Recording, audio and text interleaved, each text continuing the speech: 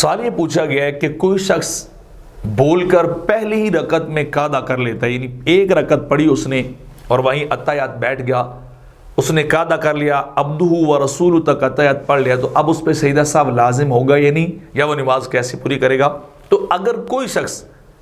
ایک رکن سے دوسرے رکن کی طرف جس کی طرف سے منتقل ہونا تھا فوری طور پر، درمیان میں اتنی دیر تک وہ رک جاتا ہے، بیٹھ جاتا ہے یا تاخیر کرتا ہے کہ 3 مرتبہ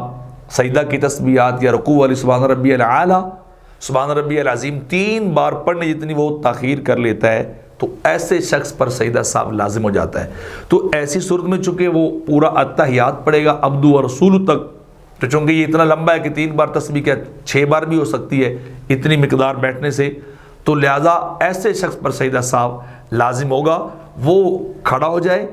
اور اگر 2 رکعت پڑھ رہا ہے تو اگلے ہی قاعدہ پہ، اگر نہیں تو 4 رکعت کی نماز پڑھ رہا ہے یا 3 مغرب والی ہے تو اینڈ پہ جا کر، یعنی تیسری رکعت اگر مغرب کی نماز ہے یا 4 رکعت والی نماز ہے تو چوتھی رکعت یعنی پہ آخری قاعدہ میں وہ کیا کرے، جیسے سجدہ صاحب کو حکم کہ سلام پھیرے، سجدہ صاحب کرے تو پھر اس کی نماز مکمل ہوگی۔ لیکن اگر اس نے سجدہ صاحب نہیں کیا تو نماز واجب الاعادہ ہے، وہ نماز کو دوبارہ پڑھے۔ اس طرح اگر اس نے نماز پڑھی ہوگی یعنی بغیر سجدہ صاحب کیے کہ، اور پہلی رکعت پہ بھی اس نے قاعدہ کر لیا تو اس کی نماز نہیں ہوگی، واجب الاعادہ ہے، دوبارہ پڑھے۔ ہاں سجدہ صاحب کر لے گا تو پھر اس کی نماز ہو جائے گی۔